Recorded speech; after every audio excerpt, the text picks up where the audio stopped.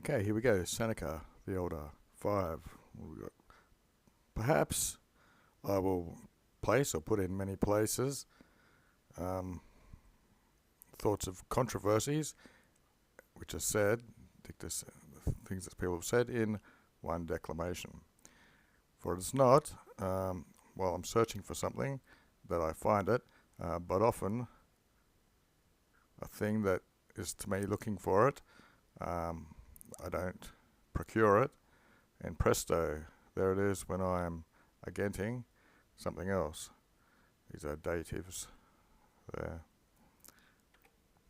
Vero, but there are certain things which in observing them for me, what do we got?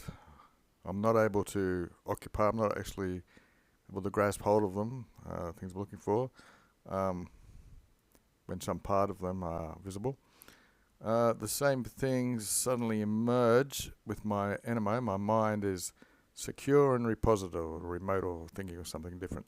So when his mind's not so frantic and he's settled down, suddenly these things come back to his mind. Aliquo, quando.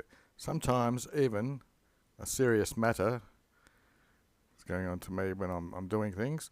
When a sentiment, a thought for a long time in vain, which I've searched for. Okay, so these go together. So when I'm doing something and I'm occupied, a serious matter which for a long time in vain I wasn't getting it, out of the wrong time in testavi, and it's a trouble. So he's occupied in something else, and then something he's long searched for comes to mind. So therefore, it is necessary for me that I settle this to the delicacies of my mind, to the whims of his mind, the things which once some time ago now obeyed my prayers, basically. So settling his memory, used to obey his wishes once upon a time, because he could remember like 200 verses and repeat them backwards, but now his memory's fading, etc. 6. Autem. However, moreover, or now, young men, vocative, you are doing a matter necessary and useful, because you are not content with examples of our era, this present era, and also you want to know prior things from times earlier.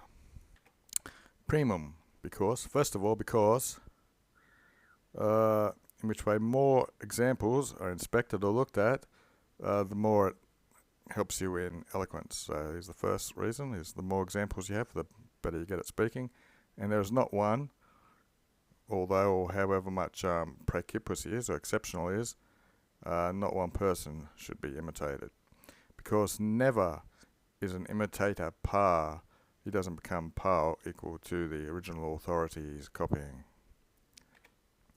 Haec naturae. This is the nature of the matter.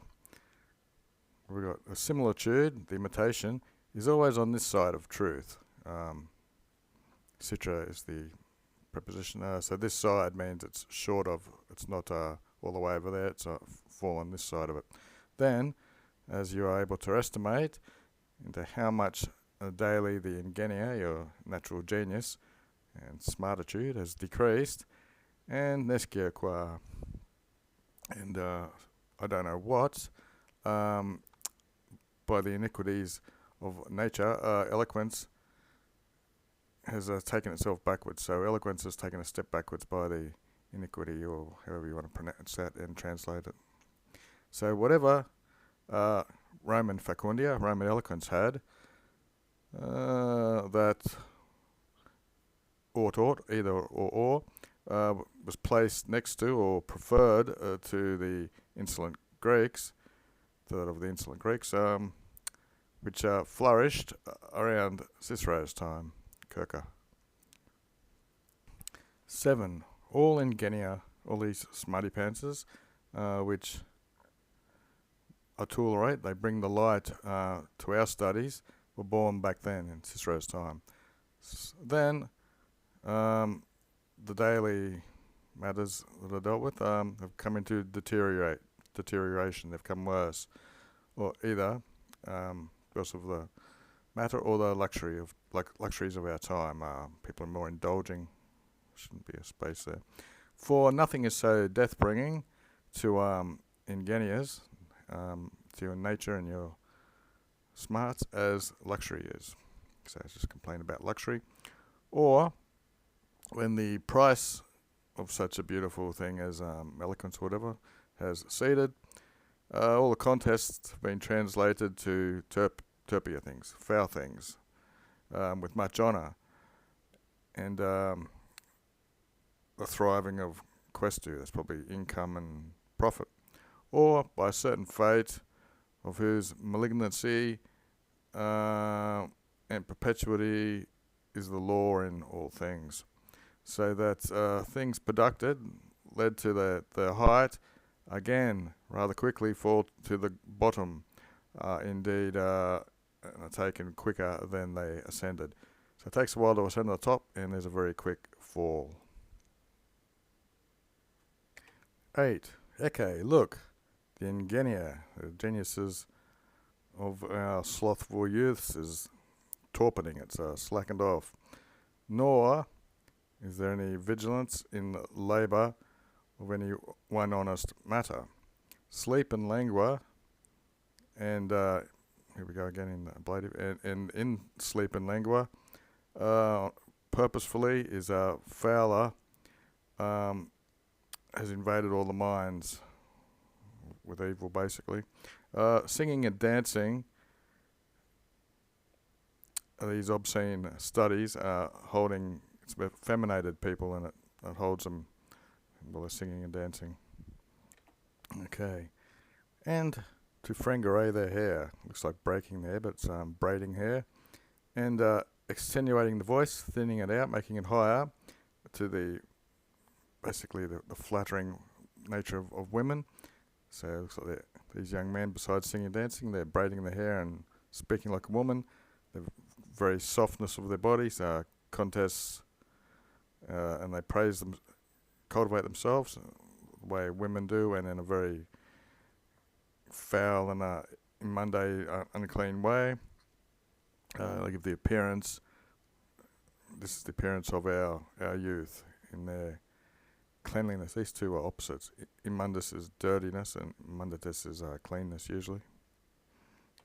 Okay, Daily Dictionary. Munditia, cleanness, elegance of appearance, manners or taste. There's repositus from early, it was remote out of the way.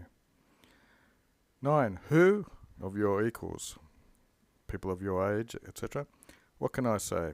Who is satisfactorily ingeniosus, who's got talent? Who is satisfactorily studious? Or rather, who is satisfactorily a man from your lot? They are very soft, they're enervated, spineless. They remain in vita, usually means unwilling or something. They're born this way. They're stormers, like when you storm a city, the stormers of other people's chastity, and they're negligent of their own pudentia, modesty and chastity. In hos, towards these, the negligent of themselves people, where was I? Not the gods are of such evil as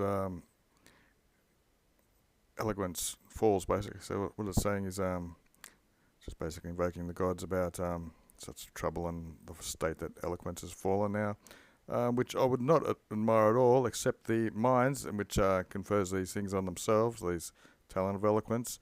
It looks like it chooses itself. So I guess, again, nature's choosing who's actually talented. You are wrong, vocative young optimist young man, except that this voice is not of Cato, but you believe of an oracle. For what is an oracle?